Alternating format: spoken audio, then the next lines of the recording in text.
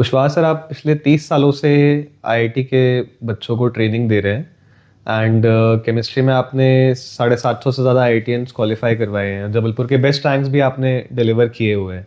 तो इस जर्नी के बारे में कुछ ब्रीफ में आप हमें बताइए। जबलपुर में मैं आया था 2002 में। इसके पहले मैं इंदौर में और उसके साथ में दिल्ली में फिटजी में टीचिंग करता था। तो जबलपुर में जब इनकी फ्रेंचाइजी फिटजी की यहाँ पर खुली तो मुझे यहाँ भेजा गया। तो उस समय जबलपुर में अवेयरनेस बिल्कुल नहीं थी आईआईटी की। लोग जानते नहीं थे कि आईआईटी क्या होती है।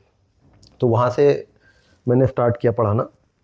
और 2002 के बाद पहली बैच जो हमारी निकली थी 2004 में, उसमें all India rank 4 Ankit Sharma की आई थी। इसके अलावा समीर बहरे 611 रैंक थी शायद उसकी।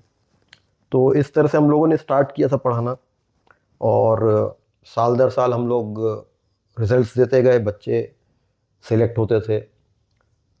तो अभी तो मुझे याद नहीं है कि टोटल कितने बच्चे आईआईटी में गए हैं, पर 700 के ऊपर कुछ बच्चे हैं जो आईआईटी एडवांस क्लियर किए हुए हैं।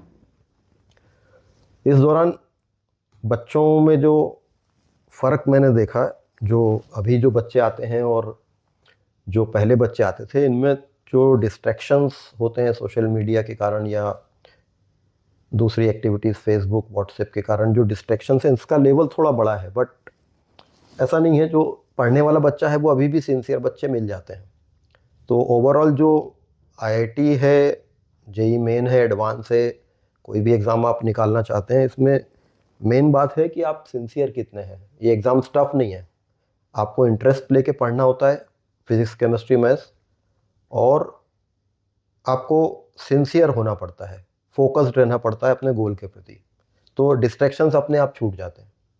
तो ये बच्चों के ऊपर ही है। पेरेंट्स का इसमें रोल थोड़ा कम है, क्योंकि इस एज के बच्चे हैं जो जिनको हम हाथ पकड़ के नहीं सिखा सकते।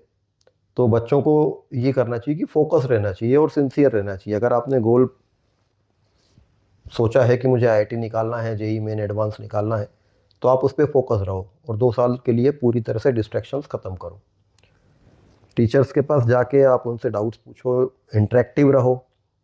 आपका जितना कीननेस उनको दिखेगा, वो आपको उतना ज़्यादा गाइड कर पाएंगे। जनरल क्लास में तो टीचिंग सभी टीचर करते हैं और सभी जितना टीचर्स क्लास में बताते हैं वो आप समझते हो।